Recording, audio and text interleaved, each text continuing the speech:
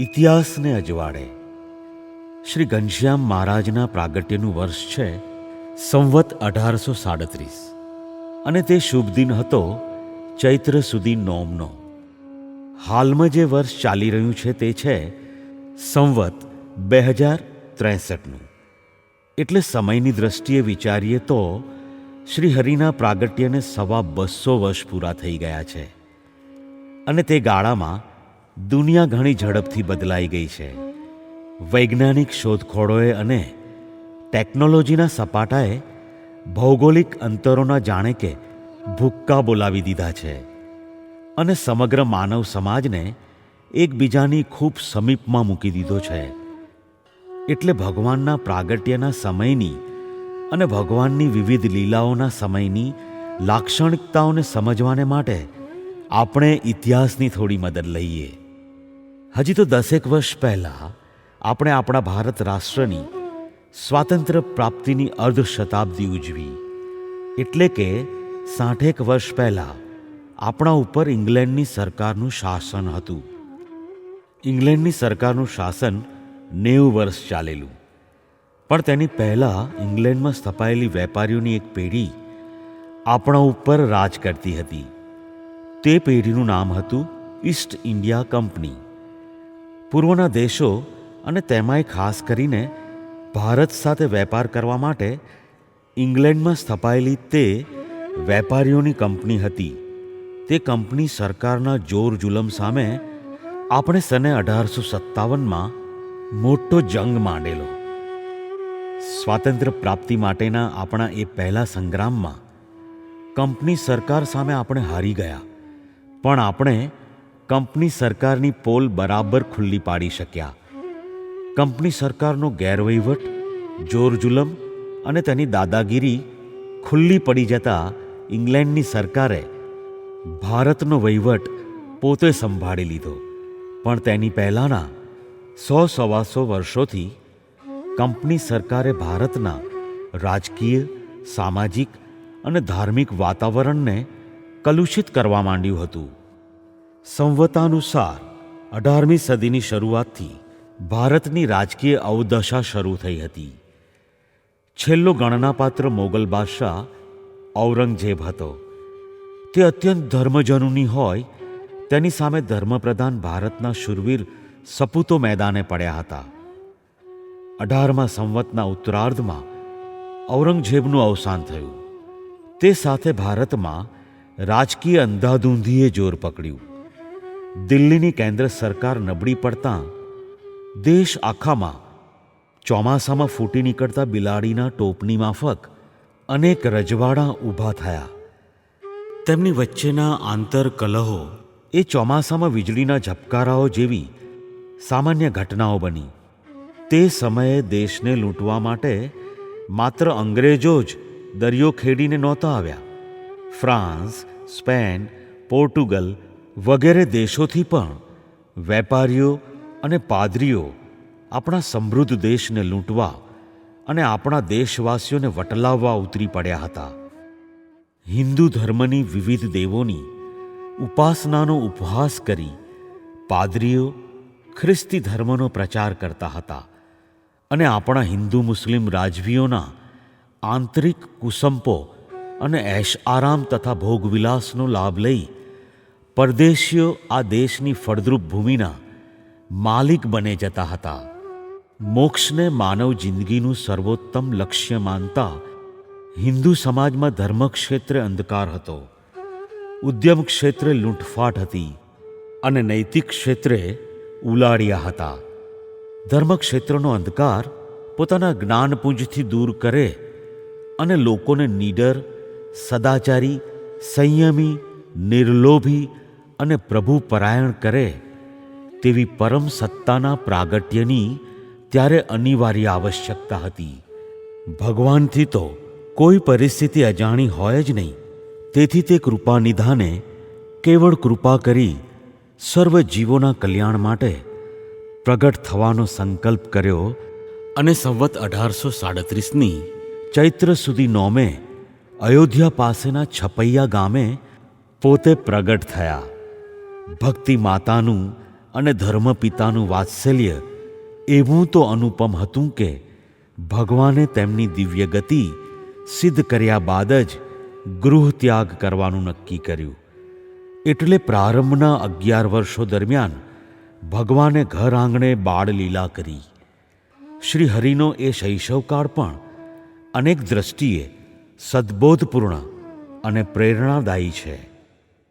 પારણામાં ખેલતા ખેલતા પણ શ્રી હરિ જાણે કે આપણને કહે છે કે ગમે તેવા મોટા અને ભયાનક અનિષ્ટથી ક્યારેય ડરશો નહીં. આત્મશક્તિથી તેનો મુકાબલો કરો. આત્મશક્તિના પ્રતાપ આગળ બધા કાલી દત્તો ઝખ મારે છે. ભગવાન નિજની લીલાઓ દ્વારા પ્રબોધે છે કે નાનપણમાં ખૂબ ખેલો, કૂદો, વૃક્ષો ઉપર ચડો અને જળાશયોમાં ઝંપલાવો. નિર્ભયતાપૂર્વક જીવો. શરીરને કસીને સક્ષમ અને બળવાન બનો. વળી ભગવાન કહે છે કે માત્ર શરીરને જ નહીં, બુદ્ધિને પણ કસો. શાસ્ત્રાભ્યાસ અને ચિંતન મનન કરીને બુદ્ધિને તીક્ષ્ણ અને તેજસ્વી બનાવો. વાદ વિવાદ માટે નહીં, પણ સત્યની પ્રતિષ્ઠા માટે જરૂર પડે તમારા વાક પ્રવાહને વહેતો કરો. પણ તે સાથે હૃદયની કેળવણીને ન વિસરો. દેવદર્શન ન ચૂકો. ઈષ્ટદેવમાં શ્રદ્ધા રાખો. સાચા દિલથી ભગવાનની શરણાગતિમાં જીવનારને કદી લાચારી વેઠવી પડતી નથી. જીવનના વિકાસ માટે ખૂબ જરૂરી છે પરમાત્મામાં શ્રદ્ધા અને નિજાત્મામાં વિશ્વાસ. બાલ્ય વયમાં જ નિગૂઢ દિવ્યતાના આવા પ્રેરક દર્શન કરાવીને તથા માત પિતાને પોતાના સ્વરૂપનું જ્ઞાન આપી નિજધામ પાઠવીને સંવત 1849ની અષાઢ સુધી દશમે ભગવાને ગૃહજીવનનો સદાને માટે ત્યાગ કર્યો. વ્રતધારિણી એકાદશીનો એ આગલો દિવસ હતો અને ભગવાન વગર બોલે સૌ કોઈને જાણે કે કહી રહ્યા હતા કે ઉગ્ર વ્રતોને અડગતાપૂર્વક સેવ્યા વગર તપ સંભવતું નથી અને સ્વૈચ્છિક તપ વગર કોઈ અસાધારણ શક્તિની પ્રાપ્તિ થતી નથી તથા તેવી લોકોત્તર શક્તિ વિના કલ્યાણકારી યોજનાઓ પાર પાડી શકાતી નથી. 11 વર્ષની બાલ્ય વયે હિમાલયના ગાઢ અરણ્યોમાં શ્રી હરિએ એકાકી પરિભ્રમણ કર્યું. વયોવૃદ્ધ ગોપાળ યોગીને સેવી અષ્ટાંગ યોગ સિદ્ધ કર્યો. શ્રી હરિ પોતે સર્વશક્તિમાન અને સર્વસમર્થ છે, છતાં નરનાટક પ્રારંભ્યું છે એટલે ગોપાલ યોગી પાસેથી યોગ સાધનાનો અને આરણ્યક જીવનના અનુભવોનો વારસો લે છે, જે વારસાને વંશ વારસા સાથે કોઈ જ સંબંધ નથી. 7 વર્ષના દેશવ્યાપી પરિભ્રમણના અંતે ભગવાન જ્યારે સૌરાષ્ટ્રના સાગર સીમાડે માંગરોળ પાસેના લોજ ગામે પધારે છે, ત્યારે ત્યાં સદ્ગુરુ શ્રી રામાનંદ સ્વામીના આદેશથી સત્સંગની સેવાનો વારસોય સ્વીકારે છે. એ વારસાને પણ વંશ વારસા સાથે કોઈ જ સંબંધ નથી. બિંદુ વંશની મિલકતની ભાગીદારી જેવી એ કોઈ સાંસારિક ઘટના નથી. એ તો નાદવંશીઓની દિવ્ય પરંપરાઓનો અખંડ વહેતો આવતો સનાતન પ્રવાહ છે. સદ્ગુરુ શ્રી રામાનંદ સ્વામીએ પણ અપૂર્વ તપશ્ચર્યાઓ કરીને શ્રી રામાનુજાચાર્યનું નાદવંશીપણું પ્રાપ્ત કર્યું હતું.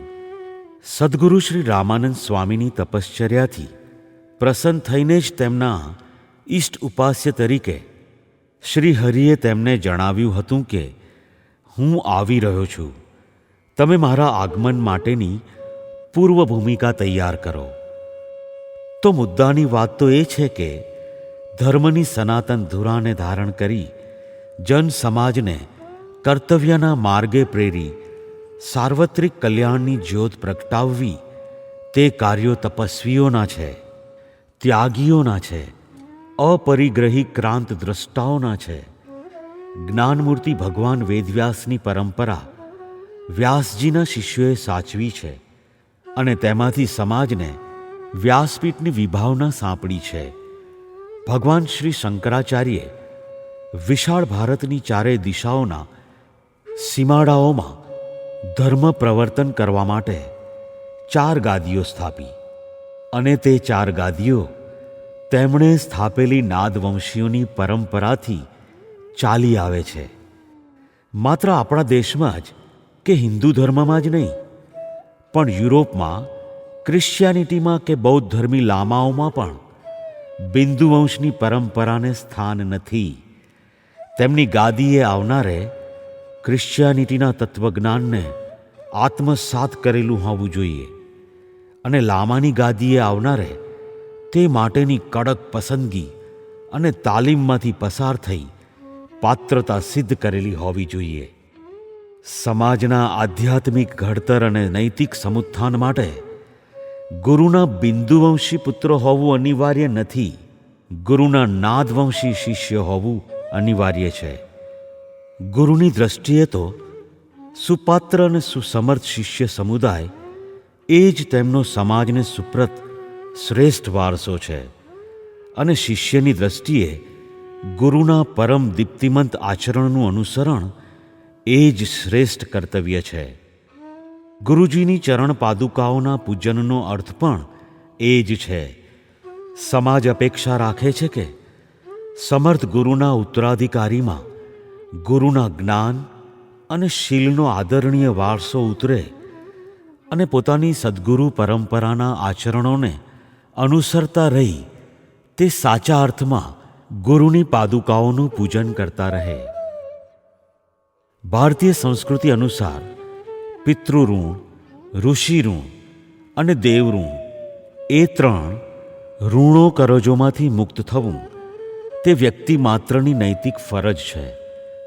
સંસારી જીવોએ માતા પિતાની સેવા કરીને તથા સંતતિનો સારો ઉછેર કરીને પિતૃઋણ અદા કરવાનું રહે છે. સંસારનો ત્યાગ કરવાની મહેચ્છા સેવનારે માતા પિતાની સંમતિપૂર્વક સંસાર ત્યજીને એવું પવિત્ર જીવન જીવવાનું હોય છે કે જેથી પૂર્વજોની બધી પેઢીઓ તરી જાય. કુળ 71 તારવાની આપણી લૌકિક કલ્પનાના મૂળમાં ત્યાગનિષ્ઠ પવિત્ર જીવન માટેનો આગ્રહ છે. ઋષિઋણ ચૂકતે કરવા માટે વ્યક્તિએ સમાજનો, ધર્મનો, સંસ્કારોનો અને જ્ઞાન વિજ્ઞાનનો વારસો સાચવવાનો છે, અને તે સૂક્ષ્મ વારસાને સુરક્ષિત તથા શક્તિ હોય તો સંવર્ધિત સ્વરૂપમાં અનુગામીઓને આપવાનો છે. સ્વાધ્યાય કરવામાં અને પ્રવચન દ્વારા જ્ઞાનનું વિસ્તરણ કરવામાં આળસ ન કરવા માટે આપવામાં આવતા આદેશનું કારણ ચૂકવણીમાં સાવધ રહેવા માટેનું છે. દેવ ઋણની ચૂકવણીનો એકમાત્ર માર્ગ છે ખરા અંતઃકરણપૂર્વકની ભગવાનની ભક્તિ. ઈષ્ટદેવનો રાજીપો પ્રાપ્ત કરવા માટેના વ્રતના સ્વીકારમાં અને તેના ઉલ્લાસપૂર્વકના પાલનમાં જીવની ભગવાન પ્રત્યેની નિષ્ઠા પ્રગટ થાય છે. સ્વાર્થ અને દંભ વગરની, એટલે કે 100% શુદ્ધિ અને સચ્ચાઈ સાથેની ભગવદ્ ભક્તિ જીવને ભગવાનનો લાડકો કે લાડીલો બનાવે છે. સંસ્કારી જીવનનું એ જ સાચું ધ્યેય છે. ધ્રુવ, પ્રહલાદ, હનુમાન, વિભીષણ, અર્જુન, ઉદ્ધવ વગેરે ભક્તજનોની તેજસ્વી પરંપરા આપણને એ માર્ગે આગળ વધવાની પ્રેરણા આપે છે. જન્મદાતા પૂર્વજો પ્રત્યેની, જ્ઞાન, શીલ અને સંસ્કારોના દાતા ગુરુજનો પ્રત્યેની અને સમગ્ર જીવનના પ્રદાતા પરમેશ્વર પ્રત્યેની જવાબદારીઓ અદા કરવા માટેની સ્પષ્ટ સમજણ પિતૃઋણ, ઋષિઋણ અને દેવઋણના સ્વીકારમાં રહેલી છે. બિંદુવંશ પ્રમાણે માતા પિતાની મૂડીનો અને કુલીનતાનો વારસો ધારણ કરનારે પણ આ 3 જવાબદારીઓ અદા કરવાની રહે છે. જે તેમ ન કરે તે પિતૃદ્રોહી છે, કૃતજ્ઞ અને પશુતુલ્ય છે. બિંદુવંશીઓની પોતાની આ ફરજો પ્રત્યેની ઉપેક્ષામાં સમાજનું અધઃપતન રહેલું છે. બિંદુવંશની નિષ્ફળતા અને નિસારતાને પ્રમાણીને નાદવંશની પરંપરાથી ત્યાગી મહાત્માઓ પૂર્વજોની અનેક પેઢીઓનો તો ઉદ્ધાર કરે છે અને વધારામાં વિશુદ્ધ વત્સલતાપૂર્વક વિશાળ સમાજને પોતાની સંતતિ માની તેને સંસ્કારતા, કેળવતા અને ઉદ્ધારતા રહે છે. સંસારના બીજા આકર્ષણોથી પર હોય આ ત્યાગી મહાત્માઓ નાદવંશના જ્ઞાન વારસાને સાચવે છે, સમૃદ્ધ કરે છે અને નાદવંશીઓની પરંપરાને અનુસરી પરમેશ્વરની પ્રસન્નતાને પ્રાપ્ત કરવાના માર્ગે સમાજના રાહબર બની રહે છે. સદ્ગુરુ શ્રી નિષ્કુલાનંદ સ્વામીએ કહ્યું છે કે દ્રઢ વૈરાગ્ય વગરનો ત્યાગ ટકી શકતો નથી. ઉપરથી ત્યાગનો અંચડો ઓઢીને તથા ભીતરમાં રાગને સંઘરતા રહીને જે કહેવાતા ત્યાગીઓ છાની છપની રીતે સાંસારિક ભોગોને ભોગવતા રહે છે તે બધા નાદવંશને લાંછન આપનારા છે, નાદવંશની ઉજ્જવલ પરંપરાને છેહ દેનારા છે અને હાથમાં આવેલી અણમોલ તકને વેડફી નાખનારા છે. કાળબળે કરીને જેમ સંસારીઓમાં તેમ ત્યાગીઓમાં પણ પોતાની કર્તવ્યો પ્રત્યેની જાગૃતિમાં ઓટ આવી છે અને તેના પ્રમાણમાં ભ્રષ્ટાચારી ભેળસેડિયાપણું વધ્યું છે. છતાં સત્યના સૂર્યનો સર્વત્ર અસ્ત થયો નથી એટલું માનવ જાતિનું સદભાગ્ય છે. આપણી આ પવિત્ર ભારત ભૂમિમાં સંસારી હોવા છતાં સંયમથી શોભતા ધર્મિષ્ઠ કુટુંબો જોવા મળે છે અને પ્રાચીન કાળના પવિત્ર આશ્રમોની યાદ તાજી કરાવે તેવા ઉજ્જવલ, પવિત્ર અને પ્રતાપી ધાર્મિક સંઘો અને મંદિરોય મળી આવે છે. જનસેવાના કે પ્રભુ ભક્તિના માર્ગે જવા માટે જે પાથેયની જરૂર છે તે પાથેય તૃષ્ણાના ત્યાગનું એટલે કે વાસના માત્રના વિસર્જનનું છે. મહર્ષિ યાજ્ઞવલ્ક્યે જીવનની અંતિમ સાધના માટે, પરમ તત્વના સાક્ષાત્કાર માટે પોતાના આશ્રમનો પણ ત્યાગ કરવાનો નિશ્ચય કરી લીધો હતો. તેમને 2 પત્નીઓ હતી, ગાર્ગી અને મૈત્રેયી. આશ્રમની સંપત્તિના 2 ભાગ કરી તેનો એક ભાગ બંને પત્નીઓને સોંપવાનો તેમણે વિચાર કર્યો. હવે જ્યારે પોતાની મૈત્રેયી નામની પત્નીને તેનો ભાગ તે સોંપવા માંડ્યા ત્યારે મૈત્રેયીએ તેમને પૂછ્યું કે આ વારસો પ્રાપ્ત કરવાથી મને શું પરમ તત્વનું જ્ઞાન થશે ખરું? યાજ્ઞવલ્ક્યજીએ સત્ય સમજાવ્યું કે આ તો ભૌતિક વારસો છે અને પરમ તત્વની પ્રાપ્તિ માટે તો હું બધું ત્યજીને અપરિગ્રહના માર્ગે જઈ રહ્યો છું. મૈત્રેયીએ કહ્યું કે તો આ સંપત્તિ મારી બહેનને આપો. હું તો પરમ તત્વની શોધમાં તમારી સહચારિણી થવા માંગુ છું. ચડિયાતી ચીજની પ્રાપ્તિ માટેના આવા તીવ્ર તલસાટ વગર વારસામાં મળતી મિલકત ત્યજી શકાતી નથી. સત્સંગી સમાજે શ્રી સ્વામિનારાયણ ભગવાનને સમર્પેલી મિલકતના ભોગવટાની વાત તો દૂર રહી, તેનો વહીવટ કરવા જેટલી પણ તૃષ્ણા આપણા નંદ પદવીના સંતો કે પરમહંસોમાં નહોતી. શ્રી સ્વામિનારાયણ ભગવાનની અમૃતરૂપી વાણીનું તેમણે આકંઠ પાન કર્યું હતું. ભગવાન પ્રત્યેની, ભગવાનના મહાત્મ્ય અને જ્ઞાન સાથેની રમણીય સ્નેહગાંઠથી તે શોભતા હતા. નારદજીએ પોતાના ભક્તિ સૂત્રોમાં કહ્યું છે કે ભક્તિ એટલે ભગવાનમાં પરમ અનુરાગ. સા પરાનુરક્તિ ઈશ્વરે. તો એવા ભગવદ્ ભક્તિના પરમ ઉપાસકોની દ્રષ્ટિ વારસામાં મળનારી સંપત્તિ ઉપર તો સંભવે જ નહીં. છતાં સત્સંગી સમાજે શ્રદ્ધાપૂર્વક સમર્પેલી સંપત્તિ સચવાવી પણ જોઈએ.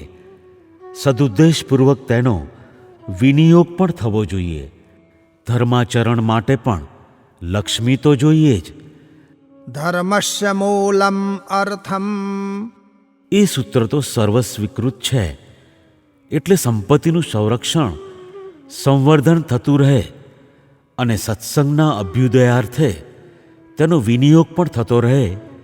એટલે કે અર્થના મૂળિયા ધર્મના વિકાસને પોષતા રહે ને બંને હેતુસરે તે દ્રષ્ટિએ શ્રી હરિએ એક યોજના ઘડી. વળી ભગવાનને એ પણ કહેવું હતું કે સંસારમાં કદી કોઈએ કૃતજ્ઞ ન થવું. કૃતજ્ઞતા એ દોષ છે, પાપ છે. જીવ માત્રે પૂરેપૂરા કૃતજ્ઞ થવામાં નૈતિકતા છે. કોઈના પણ સદ્ભાવની કે સ્નેહભાવની કદર થવી જ જોઈએ. તેથી પોતાની શિશુ તરીકેની લીલામાં સુવાસિની ભાભીના નિર્મલ વાત્સલ્યથી અભિષેકાયેલા શ્રી હરિએ તેમને આપેલા વચનને યાદ કરી ભત્રીજાઓને ગૌરવાંકિત કર્યા. મોટા અને નાના બંને ભાઈઓના એક એક પુત્રને દત્તક લઈ તેમને આચાર્ય પદનું ગૌરવ આપ્યું. અને તેની સાથે સાથે જ અર્થનો અનર્થ ન થાય તે માટે બંને આચાર્યોના નિયામક તરીકે પોતાના નાદવંશના સર્વશ્રેષ્ઠ પ્રતિનિધિ મહાસમર્થ યોગીવર્ય સદ્ગુરુ શ્રી ગોપાળાનંદ સ્વામી બાપાની વરણી કરી. આ શ્રી સ્વામિનારાયણ સંપ્રદાયનો અણિશુદ્ધ ઇતિહાસ છે અને તે ઇતિહાસના અજવાળામાં શ્રી સ્વામિનારાયણ ભગવાનની વ્યવહાર કુશળતાનો અને આદર્શ પરાયણતાનો મંગલ સમુચ્ચય આપણે જોઈ શકીએ છીએ. પૂજ્યપાદ સદ્ગુરુ શ્રી ગોપાળાનંદ સ્વામી બાપાની આજ્ઞામાં રહેવાના શ્રી હરિએ આપેલા સ્પષ્ટ આદેશનું જ્યાં સુધી પાલન થયું છે ત્યાં સુધી સત્સંગની પતાકા ઉન્નત આકાશમાં લહેરાતી રહી છે. પરંતુ વખતના વહેવા સાથે ભગવાનના આદેશને જેમ જેમ અભરાઈએ ચડાવવામાં આવતો ગયો તેમ તેમ અર્થમ અનર્થમ ભાવય નિત્યમ. લક્ષ્મીનો મોહ એ જ સર્વે અનિષ્ટનું મૂળ છે. એ સૂત્રમાં રહેલી સચ્ચાઈનો અનુભવ સમાજ કરતો રહ્યો છે.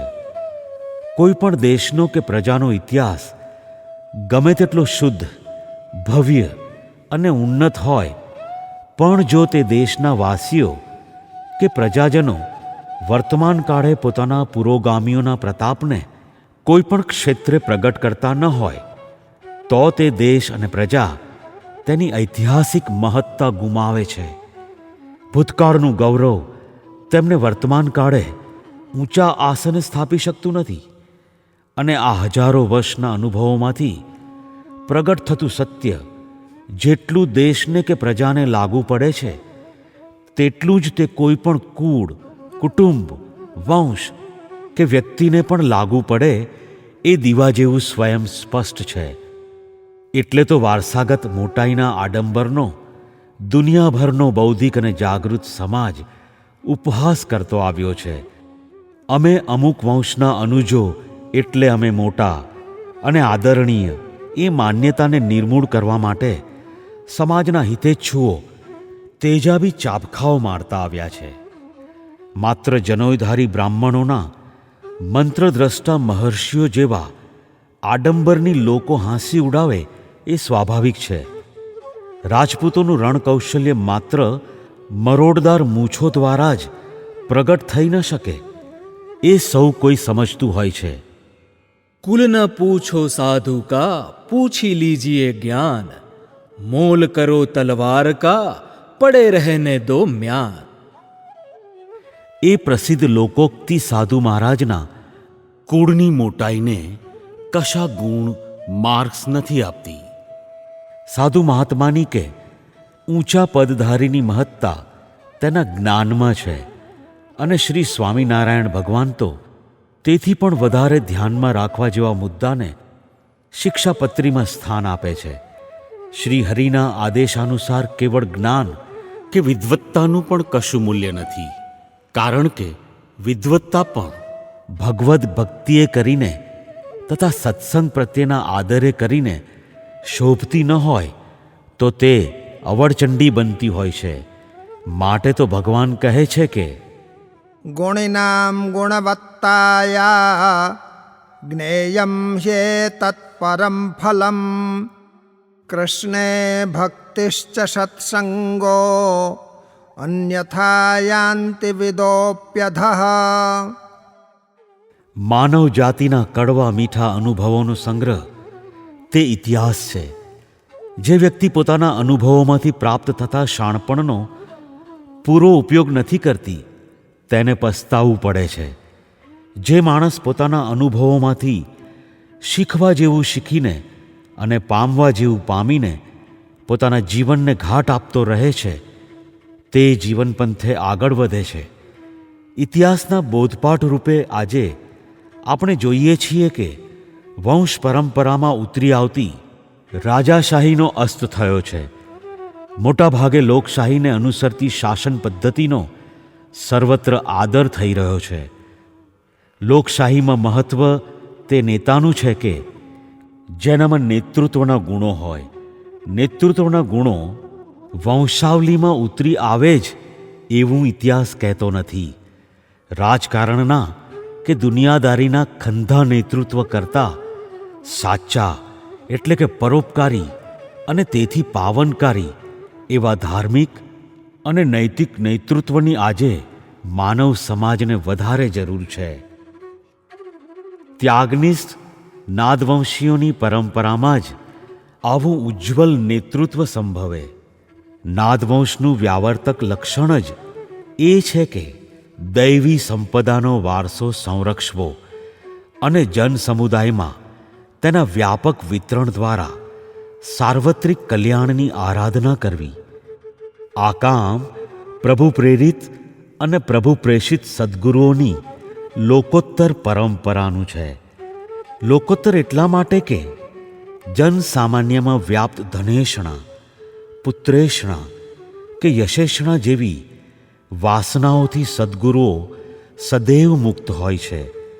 પોતાની જ્ઞાન સાધનાએ કરીને, અખંડ તપશ્ચર્યાએ કરીને તથા નિતાંત ત્યાગે કરીને સમગ્ર સમાજના તે શ્રદ્ધેય હોય છે અને પરમેશ્વર સાથેના પરિપૂર્ણ તાદાત્મ્યને કારણે તેમનું સામર્થ્ય નિઃસીમ હોય છે.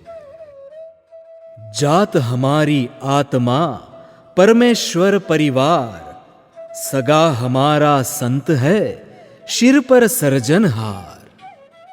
જેવી પંક્તિઓમાં પ્રગટ થતી નિષ્કુળતાને પ્રમાણતા અને બ્રહ્માનંદમાં રાચતા નિર્લેપ અને તેજસ્વી ભગવદ્ ભક્તો અને સંતો નાદવંશના પ્રતિનિધિઓ હોય છે, બુંદવંશના નહીં. એમ તો આપણે સર્વે સંતાનો પરમેશના, ઝીલે જે દિવ્ય દીપ્તિને ગમે તે હરીને ઘણા. ઘમંડ જન્મ જાતિનો, ઘમંડ કુલ ઉચ્ચનો, હાસ્યાસ્પદ બનાવે છે ઘમંડ સત્વ શૂન્યનો. નમ્રતા ભક્તિ સેવાને શુદ્ધ આચાર વૃત્તિથી, સાદાઈ સંયમ શાંતિથી વિશ્વ શોભા વધારવી. ઇતિશ્રી ઇતિહાસને અજવાળે પ્રકરણ